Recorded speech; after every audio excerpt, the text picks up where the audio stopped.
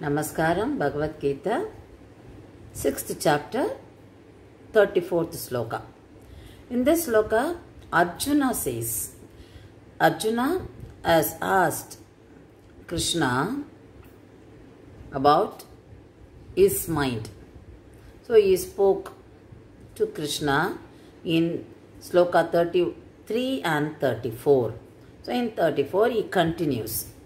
The mind is very restless, turbulent, strong, obstinate. O Krishna, it appears to me that it is more difficult to control than the wind. So Arjuna expressed his mental condition. So he describes the troubles of mind, the troublesome mind. So he says, mind becomes restless, so he is coming out with all the qualities of mind. So it is like he is representing us, because every one of us we all experience the same problems with our mind. So Arjuna describes the mind, the travel of mind in different directions, and from subject to subject, and from time to time, and mind is turbulent. So here in the sloka he says Sanchalam and Pramati. So Sanchalam, very fickle-minded. So Arjuna is describing how his mind is. Sanchalam, then Pramadi. Pramadi, very rebellious. Why it is rebellious? Because it has got desires. So the desires make the mind very rebellious. Then he mentions Nigraham. The Nigraham, very difficult to hold back. Then Balavat, very powerful. And Vayuriva, so it's like of wind.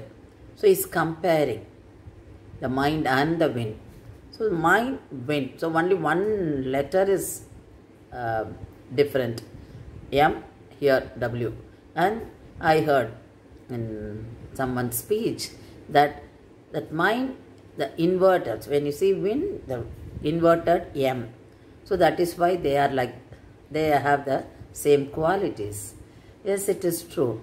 So Arjuna says it is like how we control, can we control the mind? It is not, it is very difficult to control the mind. So mind, he says, it is more difficult to control mind than the wind. So he says, no, it is not possible. Whatever you say, so he is telling Krishna. Here he calls him Krishna because Krishna, the name, forcefully attracts the minds of the most powerfully minded yogis and paramahamsas. The moment they hear Krishna, the name, they also get attracted or diverted towards the name. So that is what he says. That is why here he mentions, he calls him Krishna. So Arjuna is speaking out. The man, how is his mind? So Arjuna indicates that the mind is turbulent, and it is very restless, and it is very strong, and it is very obstinate. And it is rebellious, paramati. So he is giving out all this. So how can I get to that focus, the mind, the mind which can be diverted to only one subject, that is God. So I'm finding it difficult. Is it possible? He says it is more difficult than controlling the wind. So he says fickle-minded, he says Balavat, powerful, and he said the Dhridam, unyielding mind. It does not listen to me. It does, because it's very powerful. It does what it feels. So mind is out of control. But Krishna says, after hearing all this, it is difficult only. Bringing mind under control is difficult, that is very natural, but you can control it with practice and dispassion. This is the advice given by Bhagavan. From next sloka we will find that. So it is possible. So the message is to us, yes, it is possible for everyone, and you should have that vairagya. To get that, you should read scriptures and you should talk about God, hear the leelas of God and read about God. So what happens? You get into only get subject on Bhagavan. So you get into Sattvic Guna and you will not have any other thought in your mind. So your mind is slowly getting under control because you are practicing it. Bhagavan already said, while you practice, you are getting into slowly. As you practice, you get into that yogi stage. So practice is very important and that continuous effort is very important. You should have that vairagya. So it is possible. But Arjuna said, impossible. But he says, no, it is possible. Anything impossible can be achieved by starting with small steps. That is what Bhagavan says. So any work, for example, if you are reading 100 slokas, initially we feel, oh, it's very difficult. No, I can't learn. But if you learn one sloka a day, definitely, then you practice that for 1 week. Then go to the next sloka. Be thorough with that for a week. You practice. Then you will do that. It is possible. So start with the small steps. 1 week, 1 sloka. So you will get into that. So that is what Bhagavan advises. He recommends. Anything is possible by starting with small steps. So here Bhagavan is saying, yes, you do practice, you will get that controlled mind. So when do we have an uncontrolled mind? When you are attached to material world. So when you are attached to material world, the thoughts of the material world disturb us. When you are after the senses, when you are after the things, what happens? You develop attachment, you develop hatred, you develop greediness, and you develop envy. So what happens? All this overpower intellect. Intellect controls the mind if we are in a spiritual path. But if you are not in spiritual path, if you are not having fixing God on your mind and your mind travels around, then the intellect does not do its role because the mind takes the upper hand. So the mind overpowers intellect. So it destroys. It destroys the discriminatory power. What is good, what is bad. We are not able to discriminate because the thoughts are going on. So these thoughts are harmful thoughts. They are not keeping us in peace. And the thoughts travel very fast in our mind. So when the thoughts disturb like this, we find difficult to control them, like how we are not able to control the wind. So when no one can control the wind. So here the nature of mind cannot be controlled. So Arjuna says, no, I am not able to control. It is not possible for me. So Arjuna explains his mental condition. So how to get it? That how to get it is answer given by Bhagavan in the next sloka. Now the mental condition of Arjuna is explained through this sloka by himself. This Arjuna, who was he? When he was a student of Dronacharya, one day he was teaching all the 5 brothers. So he was asking them to aim on a toy bird which is tied on one of the branches of the tree. He asked everyone, can you see that? What can you see? Then each one said, I see a tree, I see a leaf, I see a branch. And Arjuna said, I see eye of a bird. Then he aimed at the eye of the bird and he proved his skill. So the Guru was very happy. So he had so much of focused mind on eye of the bird and he could do it. And he knew that is what expected by his Guru Dronacharya. So he did it.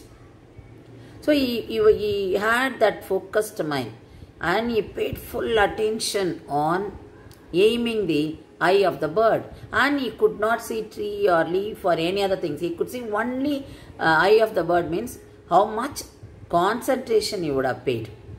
So that was the nature of Arjuna. But now, because he is in confusion, after coming to the battlefield, he saw his people and he started thinking, why should I kill them? Will I get bad name? Will I get sins? So he was talking about all that. So he got into that moham, he got into that bodily related issues. So he became restless. His mind became restless. So he was not able to control his mind. He was not able to analyze the purpose of being there. Why getting confused there? Krishna asked him. Why at wrong time you were showing compassion to people, those who do not deserve. But Arjuna could not even understand that. That means he was in a very agitated mind. He was in a very restless mind. So that is what he is saying. The reason is, he had already conceived the concept in his mind. The concept is, why should I kill them? And what am I going to get? So he initially came there to take revenge of the actions of Duryodhana and his brothers, but here completely changed. So mind, so the thoughts made him change. So Bhagavan says, no. How we aimed at the eye of the bird, that concentration has to be there. So you be strong in your mind and have a goal. So what is your goal now? You think of that goal and do it, you will do it. So change, how can you change your mind? Only by removing the thoughts of attachment. And then you keep the thought of Bhagavan in your mind. And you are doing all this, like a karma yogi you are doing. So do it. And how do you become a karma yogi? By doing meditation. So you do meditate. And think on me, think of God, Paramatma. And you can concentrate. So you will get that calmness. Then you can analyze, then you can fulfill what you aim at. So the keeping mind calm is very important for anything, for everybody, for all of us. So when we are in trouble, when we are in a very confused state or tensed, we say very frequently, we say, I'm tensed, I'm tensed. So even for small thing, we get tensed. And if you do not develop control over the mind, because the reasons for that restlessness of mind is the desires. The desires, they keep getting changed.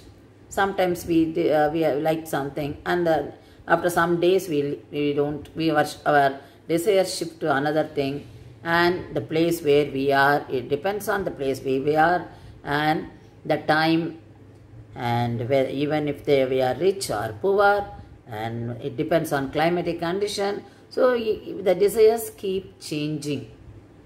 So what happens, even if we attain, we fulfill one desire, our mind goes to another desire. So the desires keep coming and we keep trying to attain that. So the mind is busy in that, and there is an anxiety. Whether will I get it? Will I get it? If I don't get it, what will happen? So this is what the tension, this is what the depression, this is what the frustration, this leads to suicide. So we find many people committing suicide because they are not able to control their mind. Keep the mind calm and think of what is to be done. What is a solution to be done? When your mind is calm, you have that skill of thinking. So when you are full of thoughts and when you are very restless, the mind is restless, you are not able to decide anything. So far, Bhagavan has been talking to Arjuna till this chapter, but now Arjuna says, no, my mind is not, I cannot focus. It is not possible for me to focus my mind on one thing. So this is what happens to us. So the people who are fickle-minded, people who are weak-minded should develop the attitude of keeping the mind strong. How can you keep the mind strong? Not to have too many thoughts, not to have desires, not to get upset. This is very important for young children too. Children at the age of 1 also gets upset. If they doesn't get anything, if the parents do not provide the child becomes dull and child shows it on her or his face. So that should not be encouraged. There should not be any disappointment. So we should train ourselves not to get disappointed, not to get excited. So we should teach the children, don't think every time I get you whatever you want. When I get you, be happy with that. Be satisfied with that. It's not happiness. Be satisfied with that. So it is only in our training. The child will pick up. Then as child grows, definitely he will not have problem in facing the world and facing the issues. He will take the challenges. So when you are not able to face challenges only, our mind becomes restless. So some people come out of it, some people cannot. So those who cannot come out of it, they go to the extent of killing themselves.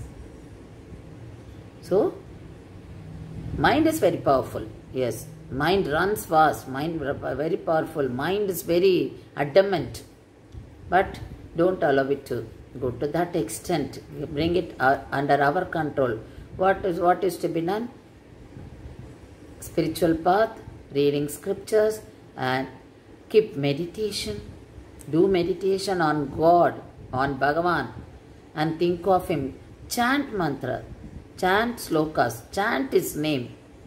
Then your mind becomes calm and you get into that calmness. Then you will have the ability of analyzing whatever issue or whatever problem we have. So, here Bhagavan has given us Jnana Marga, Karma Marga and Bhakti Marga. So, these help us to reduce our desires. And there will be withdrawal of mind from all desires, from material life. So, what we feel impossible becomes possible. So, for Arjuna, it will become possible to control his mind with the grace of God, with the advice of God. So, that is what is going to happen. So, here the message is for us through Arjuna. So, Arjuna is answering. Arjuna is representing our problems and Krishna is solving the problem. Krishna is advising us how to control that rebellious mind. So how to remove the desires. Because Arjuna was the one who did severe austerities on Lord Shiva and got the divine weapon before that war took place. But now he says, I have very restless mind. So the sloka gives us a good message of keeping ourselves calm, and that will solve our issues. Because it's very important in today's world, very challenging situation we are facing. Even to face this corona situation, how we have controlled our mind by not buying too many things because the shops are closed. So naturally how we have controlled ourselves. Our wants are very limited for the last 1.5 years. And initially we would have found difficult, but now we got into that system. So we don't feel, even if we don't buy anything new in a month or in a week. This is only for survival. We eat for survival.